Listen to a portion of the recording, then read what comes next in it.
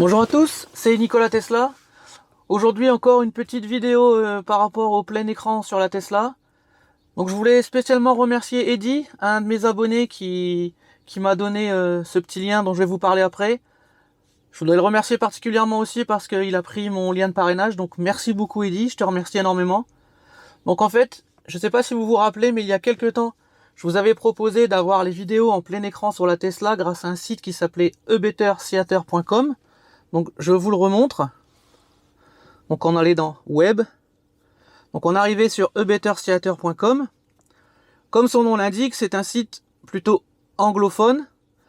Et effectivement, on a plein d'applications qui nous, Français, ne nous intéressaient pas, entre guillemets, puisqu'on n'y avait pas accès.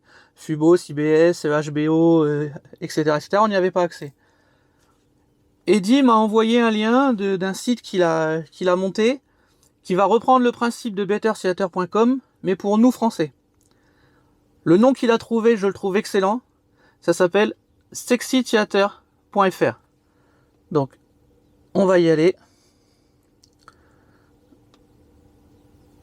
Donc, Sexy Theater à la version Tesla, hein, avec le 3.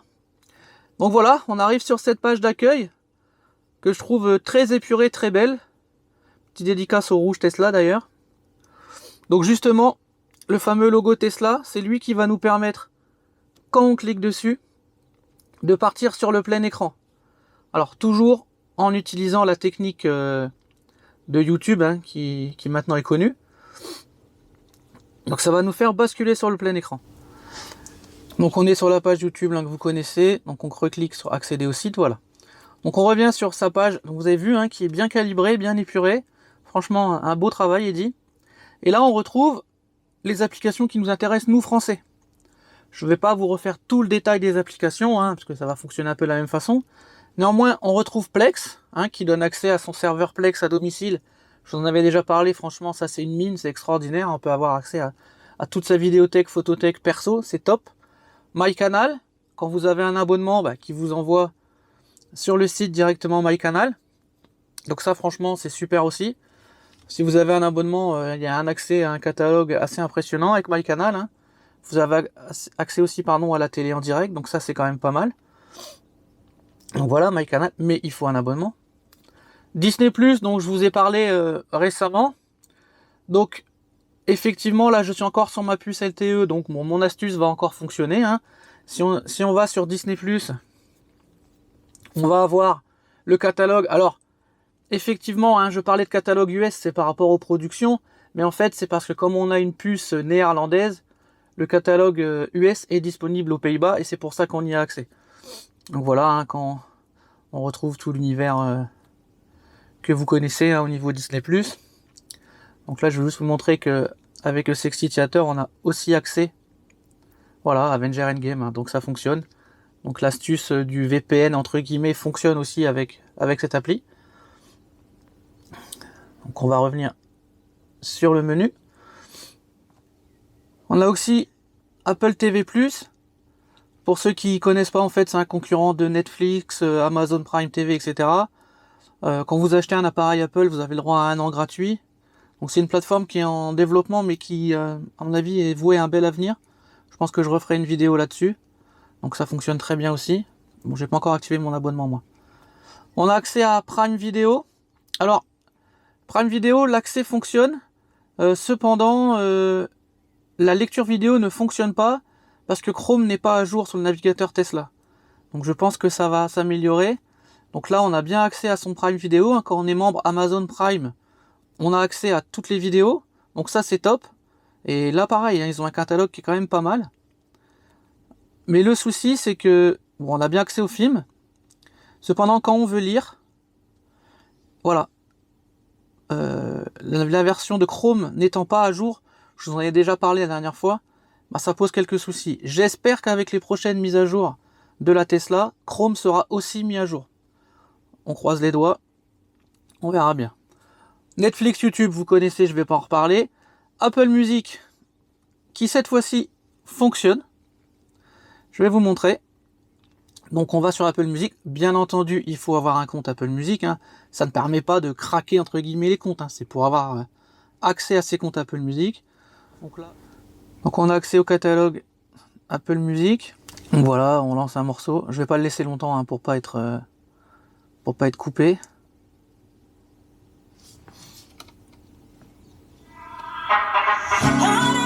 Mais voilà, ça fonctionne hein, toujours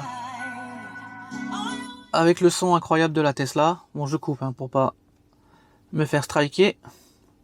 Donc voilà, Apple Music fonctionne. Alors, je réponds tout de suite à la question. Non, ça ne fonctionne pas en roulant, malheureusement.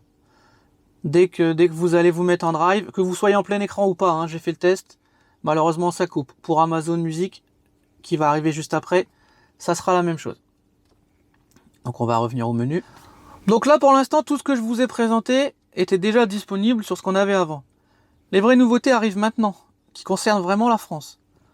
On a un site pour avoir la TNT en direct, on a Euronews, LCI, BFM TV, et on a aussi ChargeMap, ChargePrice qui était très demandé, qui permet d'avoir un site qui compare en fait les tarifs des cartes au niveau des bornes de recharge. A Better Route Planner, PlugShare hein, qui fait un peu le même boulot. On a une version de Waze, je vous arrête, c'est pas pour la navigation, ça va vous permettre de faire de programmer en fait votre trajet, une planification de trajet, c'est quand même assez intéressant. On a Teams de Microsoft, on a WhatsApp et on a Skype. Alors, je vais vous montrer après, Skype en fait on a accès aux discussions, donc ça peut être intéressant. WhatsApp ne fonctionne pas pour la même raison que pour Prime Video, c'est à cause du navigateur Chrome. Alors, je pense que ce qui risque d'être intéressant très prochainement, vu ce qui a été annoncé pour la nouvelle mise à jour et l'activation de la petite caméra qui est ici. Donc je pense que ce qui est intéressant pour ces trois applications, c'est si jamais on pouvait avoir accès à la caméra, ça nous ouvrirait la visioconférence. Ça nous ouvrirait les appels visio, ça pourrait être vraiment super dans la voiture. Donc ça, je pense que ça sera utile ultérieurement. Donc là, passons vraiment à la télé plein écran. TNT en direct. Donc c'est un site, voilà, comme son nom l'indique, qui va permettre à des gens, par exemple, qui n'ont pas d'abonnement MyCanal, qui lui diffusent la télé en direct, mais d'avoir toutes les chaînes de la TNT en direct. Petit inconvénient, c'est que lorsqu'on lance une chaîne, on a accès à un petit captcha, et donc ça c'est toujours un peu pénible, mais bon, il faut le faire qu'une fois quand on démarre. Bon, c'est un peu pénible, hein, vous connaissez le principe du captcha, ça fonctionne pas toujours. Des fois on comprend pas bien exactement ce qu'il demande. Alors là je vous avoue que c'est la première fois qu'il m'en demande autant, et c'est les aléas du direct comme on dit.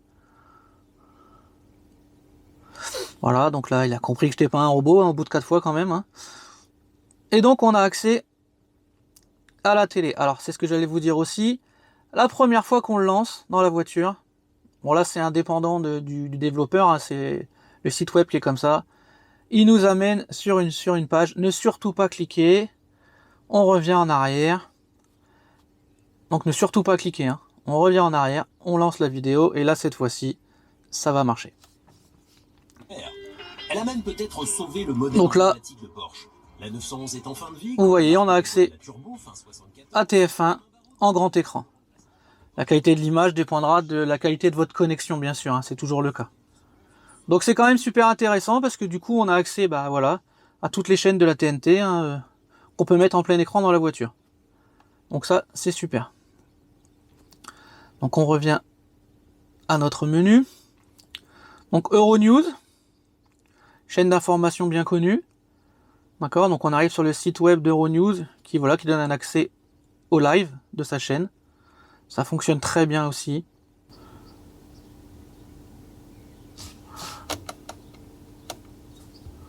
Voilà, on a accès. Je ne mets pas le son parce que je ne veux pas le striker, mais ça fonctionne.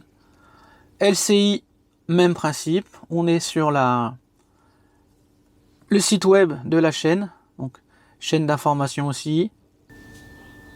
Donc voilà, on arrive sur la chaîne LCI. Hein. Donc, toujours retour au menu BFM TV, même principe.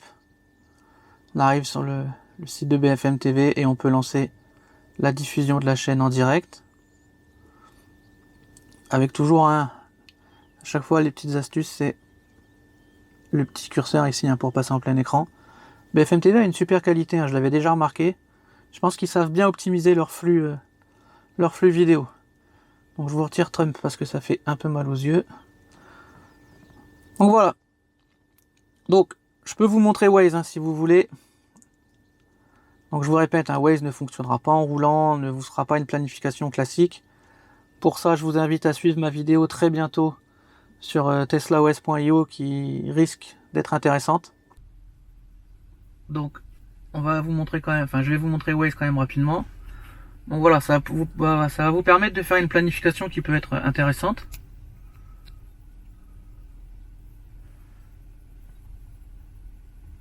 J'en sais rien, par exemple, vous voulez aller à Lille. Voilà. Donc on a accès et on peut avoir accès au trajet. Vous voulez faire un Paris-Lille. Non, pas Paris au Texas, ça va faire un peu loin. Voilà, il va vous faire votre itinéraire. Voilà, avec les incidents sur la route, etc. Donc c'est pas mal. Et une fois que vous avez fait votre trajet, vous pouvez l'envoyer sur votre iPhone ou sur votre Samsung, il n'y a pas de souci, ça fonctionne. Mais, bien sûr, dès que je vais passer en drive, hop, là ça c'est l'accès normal. Dès que je vais passer en drive, ça va couper, normal. Donc tout à l'heure, comme je vous disais, donc on a ChargeMap qui est connu. ChargePrice qui l'est un peu moins, mais qui gagne à l'être. En fait, ça vous permet, vous rentrez votre type de véhicule. Vous pouvez rentrer ici toutes les cartes que vous avez, par exemple, etc., etc. Et lui, il va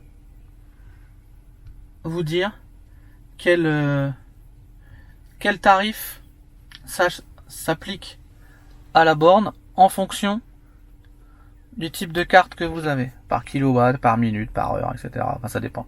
Donc c'est quand même, pour planifier un trajet, ça peut être intéressant aussi. Donc voilà, je pense qu'on a fait le tour de cette application. Encore merci à Eddy pour sa proposition. Je pense que ça peut être vraiment intéressant pour nous en France. Donc vraiment un coup de chapeau. Quelques améliorations à apporter, mais c'est normal, c'est un début. Il faut savoir qu'Eddy n'a pas encore la voiture, donc il n'a pas pu tester in situ dans la voiture. Je pense qu'il fera des améliorations. Donc un grand merci à Eddy. Merci à vous de m'avoir suivi. D'ailleurs, je voulais vous dire que je vais bientôt approcher les 1000 abonnés, donc je vous remercie énormément. Il y aura peut-être une surprise pour le 1000e, ça on en reparlera. Donc n'hésitez pas, pour ceux qui ne le sont pas, à vous abonner, à laisser un pouce bleu.